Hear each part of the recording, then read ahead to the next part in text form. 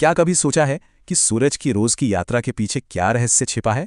देखिए, हिंदू धर्म ग्रंथों में एक बहुत ही अद्भुत कहानी है जो हमें समय और इस ब्रह्मांड के गहरे रहस्यों की ओर ले जाती है।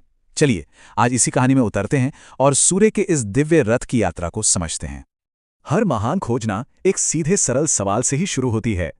यहाँ भी शिष्य मैत्रेय अपने गुरु पराशर से एक सवाल पूछते हैं, और बस यही एक सवाल हम एक ऐसी खोज पर ले जाता है जो समय के पूरे कॉन्सेप्ट को ही खोलकर रख देगी। और गुरु पराशर का जवाब वो तो बहुत ही गहरा है। वो कहते हैं, सूर्य सिर्फ रोशनी का एक गोला नहीं, बल्कि खुद समय का, यानी काल का जीता जागता स्वरूप है। ये एक ऐसा आइडिया है जो हमारे देखने का नजरिया ही बदल सकता है। चलिए इस रहस्य को परत दर परत खोलते हैं। तो सबसे पहले बात करते हैं उस नींव की जिस पर यह पूरी कहानी टिकी है, समय का दिव्य चक्र, और ये समझना कि कैसे सूर्य इस कॉस्मिक घड़ी का बिल्कुल सेंटर है। तो यहाँ पहला और सबसे जरूरी विचार यह है कि जब हम आसमान में सूरज को चलता हुआ देखते हैं तो हम सिर्फ एक तारे की गति नहीं देख रहे होते, हम खुद टाइम को यानी समय को अपनी आंखों के सामने चलता हुआ देख रहे हैं। तो ठीक है, समय का ये विशाल पहिया घूमता कैसे है? इससे एक बहुत ही शानदार वाहन के जरिए आसमान में ले जाया जाता है, और वो है सूर्य देव का दिव्य रथ। अब इस रथ का साइज वो तो कल्पना से भी परे है। इसका विस्तार 9000 योजन बताया गया है। अब एक योजन लगभग 13 से 15 किलोमीटर होता है, तो सोचिए जरा कि ये कितना कितना विशाल होगा।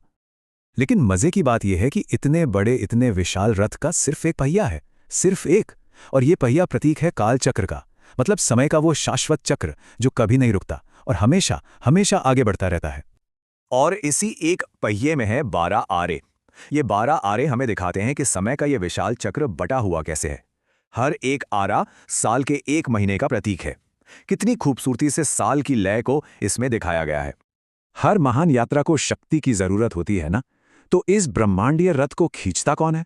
इसकी कभी न खत्म होने वाली यात्रा को ऊर्जा कहाँ से मिलती है? खैर, इसका रहस्य 7 घोड़ों में छिपा है। इस रथ को 7 दिव्य घोड़े खींचते हैं, लेकिन रुकिए, ये कोई आम घोड़े नहीं हैं। इनके नाम हैं गायत्री, बृहति, उष्णिक, जगति, त्रिष्टुप, अनुष्टुप और पंक्ति। ये असल में वैदिक मंत्रों के 7 पवित्र छंद हैं। इसका मतलब क्या हुआ?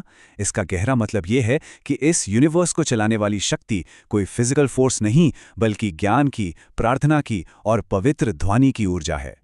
अब देखिए, ये यात्रा अकेले नहीं होती। इसका संचालन करते हैं सारथी अरुणदेव, और उनकी रक्षा के लिए 60,000 बाल खिले ऋषि रथ के साथ साथ चलते हैं। सोचिए जरा, उनकी लगातार प्रार्थनाएं सूरज की भयंकर गर्मी को कंट्रोल करती हैं ताकि धरती पर जीवन बचा रहे। ये कॉस्मिक बैलेंस का एक अद्भुत उदाहरण है। चलिए, अब जब हम इस दिव्य रथ की बनावट को समझ गए हैं, तो ये देखते हैं कि इसका हमारी रोज की जिंदगी पर, हमारे हर दिन पर क्या असर पड़ता है। और ये सब दिखाई देता है दिन और रात के खेल में। देखिए, सूर्य का रथ एक सीधी लाइन में नहीं चलता। साल भर में ये 2 अलग अलग रास्ते लेता है। एक है उत्तरायण, जब दिन लंबे होने लगते हैं और रोशनी बढ़ती है, और दूसरा है दक्षिणायन, जब रातें लंबी हो जाती हैं, और यही बदलाव तो मौसम बनाता है। और साल में 2 बार विषुव के क्षण में दिन और रात एकदम बराबर हो जाते हैं। ये एक बहुत ही खास पल है जब पूरा ब्रह्मांड एक परफेक्ट बैलेंस में होता है।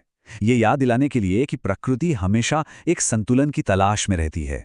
तो सवाल ये उठता है कि ये इतना बड़ा रथ, ये दिव्य घोड़े, ये बदलते हुए रास्ते, आखिर इस पूरे कॉस्मिक सिस्टम का मकसद क्या है? ये हमारे लिए इतना जरूरी क्यों है?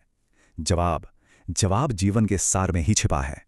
देखिए, सूर्य की यात्रा सिर्फ टाइम नहीं बताती, ये जीवन को पालती है। सूर्य अपनी गर्मी से धरती का पानी खींचता है, उसे बादलों में बदलता है, और फिर वही पानी बारिश बनकर वापस धरती पर आता है। इसी साइकिल से अनाज उगता है और धरती पर जीवन चलता है। सही मायनों में सूर्य ही जीवनदाता है।